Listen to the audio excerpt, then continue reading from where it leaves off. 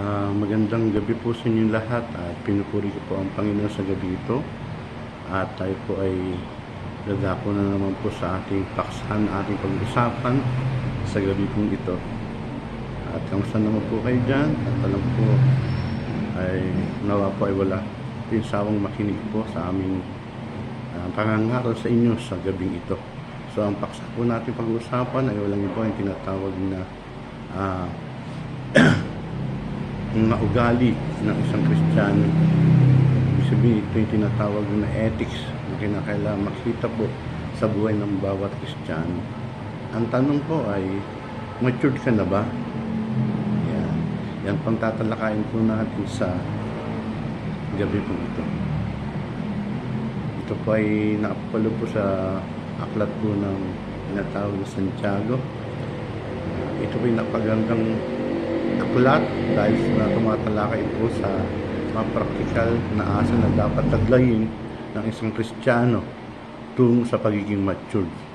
Sabi sa Santiago 1:1, kay Santiago alipin ng Diyos at ang Panginoon Kristo.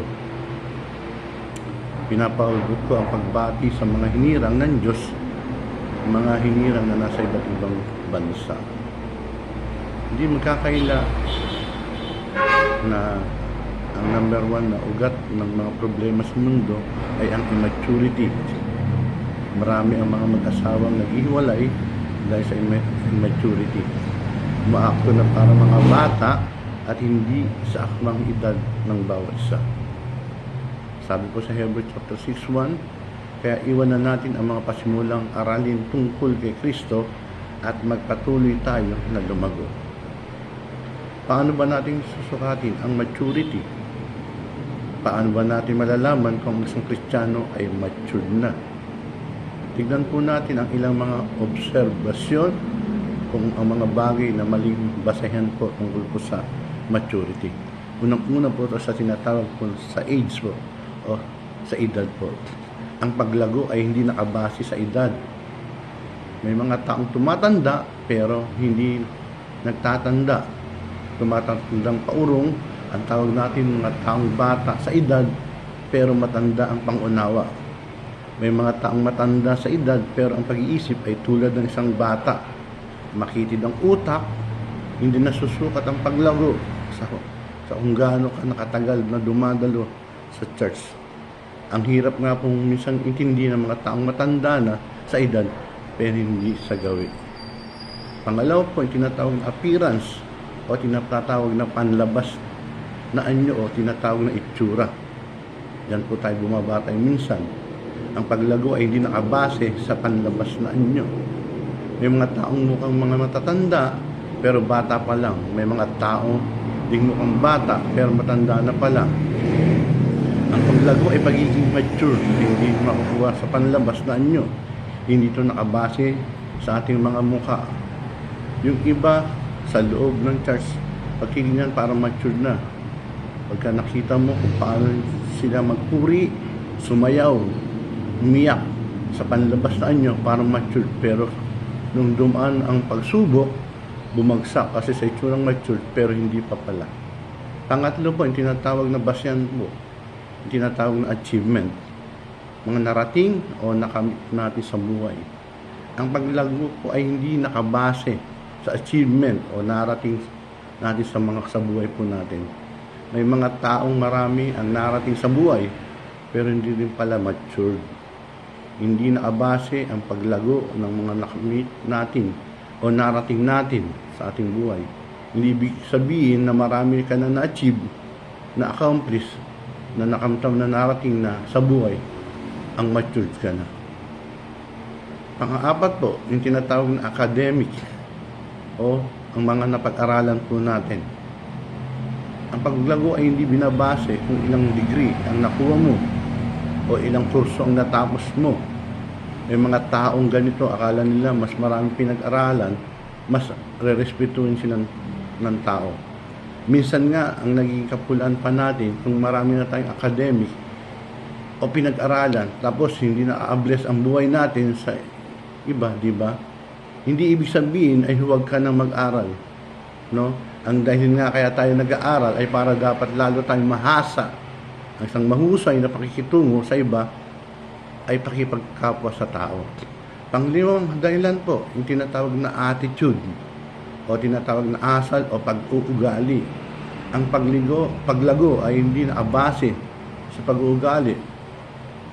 Ang tunay na pagiging panlago sa spiritual ay makikita sa klase ng ugali na meron tayo. Kahit gano'n na katagal tayong dumadalo sa cell group o tinatawag na church, kung di nagbabago ang ating ugali, ibig sabihin ay wala pang pagbabagong nagaganap. Dapat isagawa natin ang bawat salita ng Diyos sa ating napapakinggan. Kapag nangyayari ito, mababago ang ating ugali, magkakaroon ng paglago ang ating buhay. Huwag natin ikumpara ang ating sarili sa iba. Bagkus ay ikumpara natin ang ating mga sarili sa salita ng Diyos. Gaano na ba kalapit ang mga ugali kung ang Biblia ang pagbabatayan? Nais ng Diyos na magkaroon tayo ng tinatawag na Christ-like attitude o tinatawag na matured. Sa Greek po ay teleaos o matured o perfect o complete. Ito po yung 5 beses pong ginamit po ito sa chapter po sa Santiago po. So kung hindi pala ang mga ito ay basehan ng maturity at attitude pala, anong klaseng attitude o ugali ang dapat makita ng isang matured batay sa aklat ng Santiago. At pag-aaralan po natin, tinatawag na the mark of a mature person. Unang-una, makikita po natin positibo sa gitna ng tinatawag na problema. Sabi sa Santiago, chapter 1, verse 2 hanggang 4, mga kapatid, manggagala kayo kapag dumaranas sa iba't ibang pagsubok, sapagkat alam niyo na lalong maging matatag ang inyong pananampalataya matapos niyong pagtagumpayan ang pagsubok na iyan. Dapat kayong magpakatatag hanggang wakas upang kayo maging ganap at walang pagkukulang. Ang unang test na pagiging mature ay kung paano tayo mag-react sa gitna ng pagsubok. Tayo ba ay naiinis, nagagalit, nanghina kapag may pagsubok na dumarating? Ang Kristiyano ay isang buhay, hindi ito reliyon. Pag sinabing ito'y buhay, ibig sabihin ito ay may problema, may mga pressure, may mga testing and trial po. Anong inyong attitude kapag nasasabak sa problema? Positive ba or tinatawag na negative? Nangibabaw ba ang pagiging positibo natin pag initest po ang ating maturity? Sabi nga, your first test of maturity is are you a positive?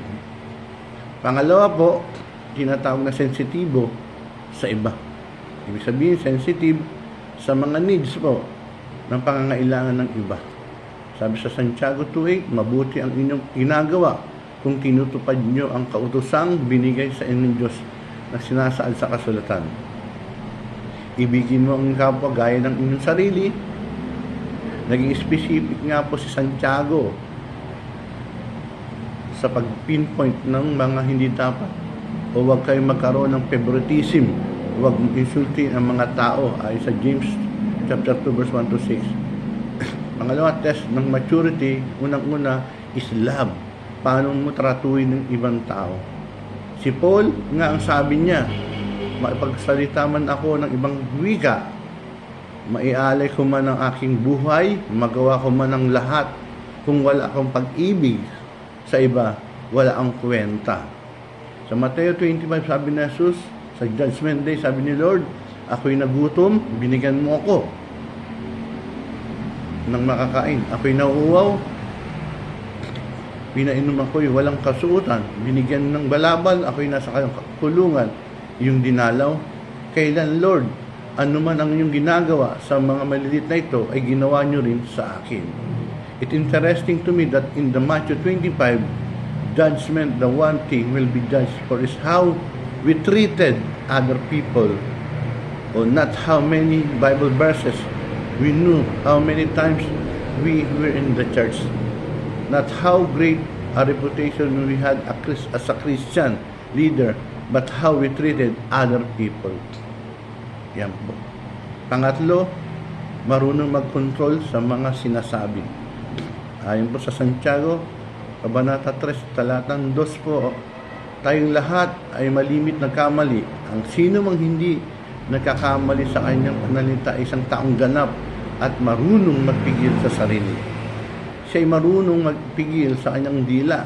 Ayon sa Santiago 3, ang taong lumalago ay alam niyang pigil ng kanyang dila.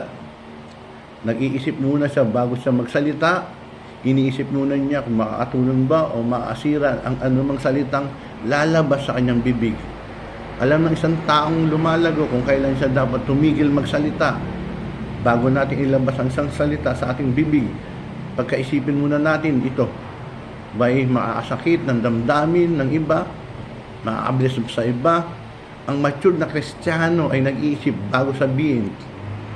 Ang doktor kapag nagche-check up, laging tinitignan ang dila po. Kasi kung ano ang kondisyon ng dila, yun ang kondisyon ng buong katawan. Kung anong lumalabas sa dila, yun ang kondisyon ng puso at buhay. Ano daw ang definition ng chismis? Napapakinggan mo ang isang bagay na gusto mong manyari sa tungkol sa isang taong kinaayawan mo. Ang self-control, pagpipigil sa sarili, ay nagsisimula sa pagpipigil sa dila. Ang dila ay timon, o tinatawag na control, o tinatawag na ship, o busal na nakukontrol sa kabayo. Ang dila ay ganun. Kung ano ang lumalabas sa bibig, yan ang nakukontrol sa atin. What you say can direct your life. It can destroy your life. Pwede makasira o makabuo ng isang relasyon. Sabi ng iba, sinasabi ko lang naman ang nasa isip ko. Sabi nila, prangka lang yun. No, immaturity yun. Sabi po sa Ephesians, Kabanata 4:29, huwag kayong gumamit ng masamang pananalita. Sikapin lagi ang pangungusap nyo yaong makabubuti at ang hope sa pagkakataon upang pakinabangan ng nakakaririnig.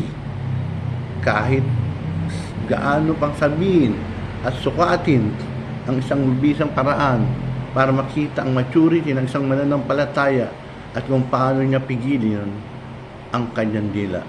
Pang-apat, nagpapalaganap ng kapayapaan, hindi kaguluhan. Sabi po sa Santiago, Kabanata 4:1, anong pinagmulan ng iyong alitan at paglaban-laban? Hindi ba't ang masasamang nasa na namumugad sa kalooban ng bawat isa sa inyo? Pawang magkalaban-laban. Ang isang matibay na sukatan ulit ng maturity ay kung ikaw ay isang tagapamayapa o peacemaker. Lalong dumarami ang kaibigan, hindi yung habang lumatagal sa pagkakristyano, lahat ay nakakaaway mo. Sinulatan ni Pablo ang mga taga-Korinto at pinagsabihan niya ang mga ito dahil sa sobrang pag-aaway, away ng mga ito o tinatawag na bunch of babies nga ang tawag niya. Ang issue, bakit nag-aaway? Unang-una, yung tinatawag kong pride o selfishness po.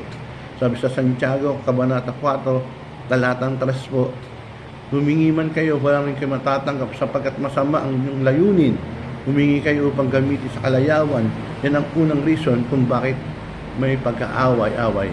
Pangalawa po, yung tinatawag na paghuhusga o tinatawag na judgmentalism. Ayon po sa Santiago, Kabanata 4, talatang 11 hanggang 12. Huwag kayo magsiraan, mga kapatid. Ang nagmumula o mahatol sa kanyang kapatid ay namumula at umahatol sa kautusan. At kung hinahatulan mo ang kautusan, hindi na isang karagatupad ng kautusan, kundi isang hukom. Iisang nagbibigay ng kautusan at siya rin ang hukom. Tanging siyang tagapangyarihan magligtas at pumuksa. Ngunit ikaw sino ka upang humatol sa iyong kapwa? Amen. Bakit hindi ako dapat bumusga? Kasi hindi ka Diyos. Hindi mo alam ang lahat ng nangyayari. Pangatlo, hindi mo alam ang motibo, bakit nagawa o nasabi ng mga bagay na yon. Ang mga taong selfish at judgmental ay hindi mga peacemaker, kundi tagagulo, mga hindi mature. Panglima po, yung tinatawag na matyaga at mapanalangin. Sabi po sa Santiago, Kabanata 5 hanggang talatang 7. Kaya mga matyaga kayo mga kapatid, hanggang sa pagdating ng Panginoon. Tingnan nyo ang sasaka, buong tiyaga siyang naghihintay ng mahalagang bunga sa kanyang bukirin. At ang pagpatak ng una at huling ulan. Ayon po sa Santiago, Kabanata 5:16, malaki ang nagagawa ng panalangin ng taong matuwid. Yan. So, markahan po ninyo ang dalawang word na yan. Kasi yan ang makikita natin sa taong matured, matyaga at mapanalangin. Yung maging matyaga po ay 4 na beses po binanggit sa Santiago po. Yung panalangin naman po ay tinatawag na 7 beses na ginamit po sa pamamagitan po ng mga magsasaka. Bakit? Kasi isang larawan ng katyagaan ng mga magsasaka. Mag-aararo, magtatanim, maghihintay, mag-expect sa aani. Ang daming panahon na siyang ay naghihintay, matyagang naghihintay. Minsan sa atin, kailan tayo maghintay sa pagkilos ng Diyos? Kailangan natin hintayin ang sagot ng Diyos. Ang pagtyaga ay tatak ng isang taong matured. At ang tanging paraan para matutong matyaga ay maghintay. Ayon po sa Santiago, Kabanata 5, 16-17. Kaya nga, ipagtapat nyo sa inyong kapwa ang inyong mga kasalanan at ipanalangin ng isa't isa upang kayo gumaling. Malaki ang nagagawa ng panalangin ng taong matuwid. Si Elias ay taong tulad ni natin, mataintim niyang dinalangin na huwag umulan. At sa loob ng taon at 6 na buwan hindi umulan. Si Elijah at siyang nanalangin. Isang lutang na lutang sa mga taong matured na lumalago na pananampalataya ay mapanalanginin. Pinahalagahan ang gawain ng panalangin. Nananalangin ka ba? Diba? Kaya makita po natin sa usa to na ang isang matured po ay napakahalaga po bilang anak po ng Diyos at Kristiyano. At ito po ay kinakailangan makita po sa ating buhay po. Kaya habang tayo po ay nabubuhay sa mundo pong ito, panatilihan po natin ang tinatawag na Christ-likeness na magaya po natin ang pag-uugali po ng unang Kristiyano na nabubuhay noon at kay Kristo na nagbigay halimbawa sa kanyang noon nabubuhay sa mundo, nabuhay po sa mundo ito. Kaya patuloy po tayo maging matatag at umasa po sa kanyang kapangyarihan na tayo po ay mayroon pong tinatawag na pagbabago. Magandang gabi po sa inyo lahat at pinupuri ko po ang Panginoon. Maraming salamat sa muli po sa glory to God po sa pangalan ni Jesus. Amen.